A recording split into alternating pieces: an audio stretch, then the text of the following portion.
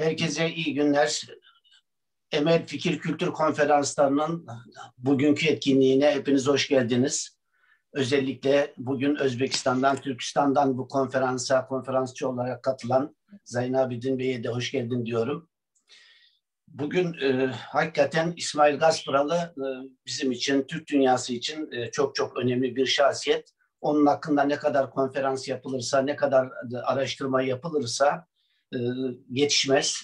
O hakikaten büyük bir derya. Deryanın içine daldıkça onun hakkında yeni yönler, yeni şeyler, tarafları keşfediliyor. İsmail Gaspıralı'yı hakikaten rahmetle anıyoruz. O Nevruz'dan bir gün önce doğdu. Sanki Türk dünyasına aydınlık bayramının geleceğinin müjdesi olarak dünyaya geldi. Bu vesileyle bütün Türk dünyasının Nevruz Bayramı'nı da kutluyorum. Ayrıca geçtiğimiz günlerde vefat eden, tarihçilik konusunda hakikaten herkese örnek olan, bizlere de her zaman destek olan, ben 1986 yılında TRT'ye girdiğim yıllarda tanıdığım, onunla program yaptığım değerli tarihçimiz Mehmet Genç hocamıza da Allah'tan rahmet diliyorum. Bu sene İsmail Gaspıralı'nın doğumunun 170. Yılı. Aslında bu doğum yılları İsmail Gaspıralı vefatından bu kadar sene geçtikten sonra bu ölüm yıl dönümleri bizim için tarihi dönüm noktaları oluyor. Mesela Türkiye'de İsmail Gaspıralı ile ilgili olarak yazılmış eserlere baktığınızda ne yazık ki uzun yıllar neredeyse ciddi hiçbir çalışma yapılmamış. Yine bizim Cafer Seydamet Kırımer'in 1930'lu yıllarda yazdığı Gaspıralı İsmail Bey eseri, yine Cumhuriyet'ten önce Gaspıralı vefat ettikten sonra Hasan Sabri Ayvazov'un onun hakkında yazdığı bir biyografi ve İsmail Gaspıralı albümü ve ondan sonra baktığınızda uzun yıllar ciddi bir şeyler yok. Basılan ufak tefek şeyler var. Ancak İsmail Gaspıralı'yla ilgili araştırmalar, ciddi kitaplar 1986-87'de işte Nadir Devlet'in çıkardığı kitapla başladı. Ondan sonra bir hız kazandı. 1991 yılına geldiğinde Sovyetler Birliği'nin dağılma sürecinde Kırım'daki arkadaşlar dediler ki bir uluslararası İsmail Gaspıralı konferansı tertip ediyoruz. Aradılar. Bize Türkiye'den insanlar getirir misin dediler. Hakikaten o yıllarda 44 kişilik bir charter uçağı kiraladık. Türkiye'den İstanbul'a, İstanbul'dan Akmescit'e, Türkiye'den Kırım'a tarihte belki de ilk defa doğrudan uçak seferi o zaman gerçekleştirildi. 44 kişilik şeyler içerisinde pek çok tarihçimiz, hocalarımız, gazetecilerimiz, bizim arkadaşlarımız vardı. İsmail Gaspıralı'nın torunu rahmetli İnci Ertem vardı. Onu da rahmetle anıyorum. Ve o zaman İsmail Gaspıralı büstü burada Vakıf Başkanımız Nurettin Mahir Altuğ yaptırarak oraya hediye etmişti. Zannediyorum şimdi İsmail Gaspıralı Müzesi'nde onun büstü de duruyor.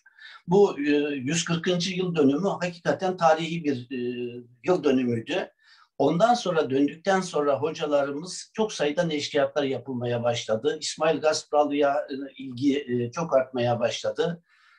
Sağ olsun mesela Yavuz Akpınar bütün tercüman koleksiyonlarını arşivlerden toplayabildiği kadar toplayarak biliyorsunuz Ötüken Neşriyat'ta ciltler halinde İsmail Gaspıralı'la ilgili neşirler yaptı ve pek çok sahada pek çok arkadaşlarımız yaptı. İsmail Gaspıralı'nın doğumunun 150. yılına geldiğimizde 2001 yılında Ankara Derneğimiz Genel Merkezimiz bir İsmail Gaspıralı konferansı yaptı ve İsmail Gaspıralı için adlı çok güzel bir de kitap neşretti, kalın bir kitap.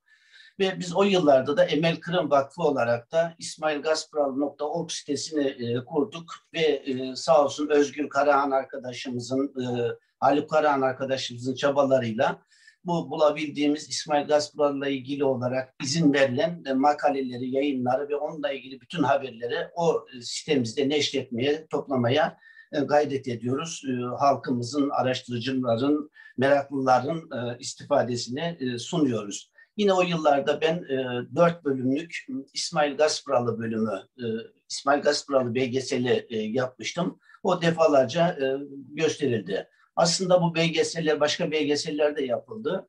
Ama gönül isterdi ki İsmail Gaspıralı'nın hayatına bağışlanan bir dizi seri film olsun.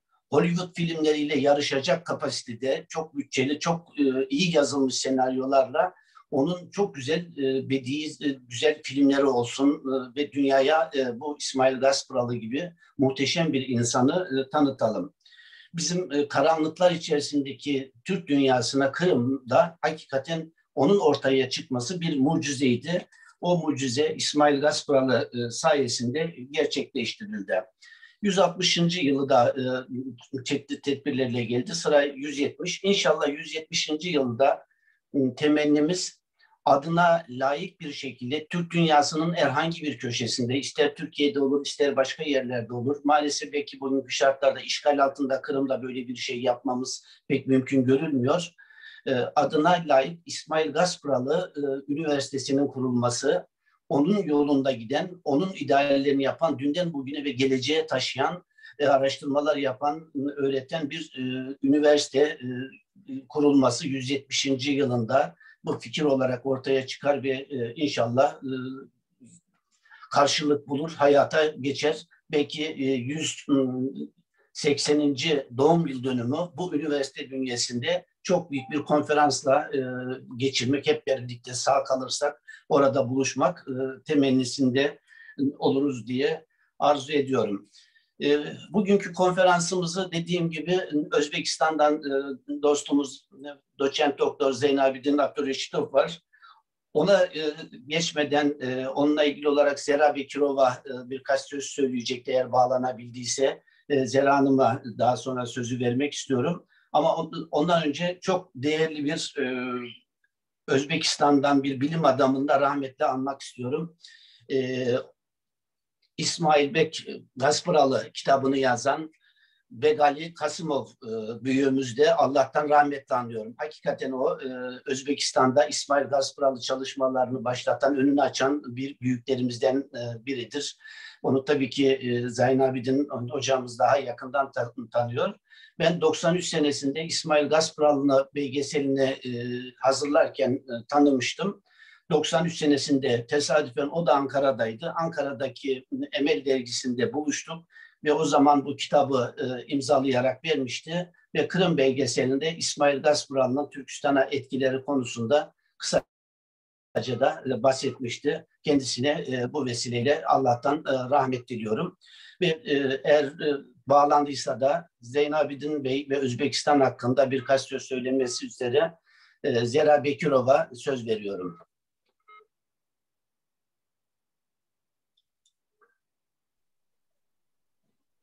Görünüyor mu? Eşliyor herkes beni? Evet. Zafer tanıdı. Zafer tanıdı Evet, mı bu yerlerini? O maşallah, maşallah Zera. Sizlerge sürpriz yapmayı istedim.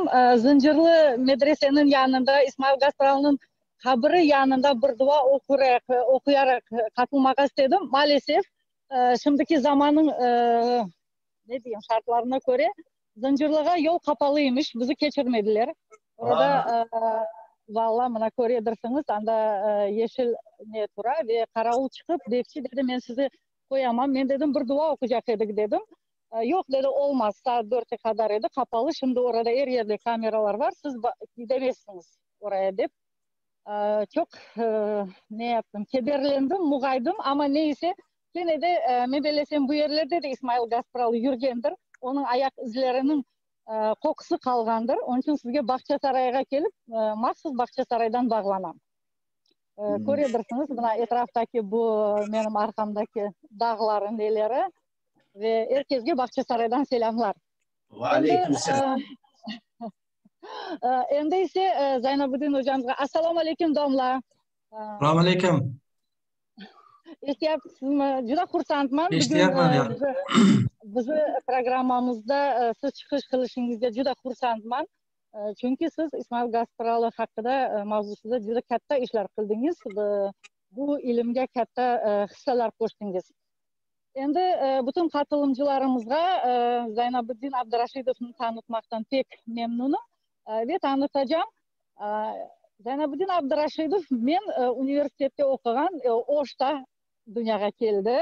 O Kırgızistan'ın Osh viloyatida 91-96 seneleri Toshkent davlat universitetining sharqshunoslik fakultetini bitirdi ve fakultetini bitirgan so'ng O'zbek davlat komitetinde ilim komitetinde çalıştı.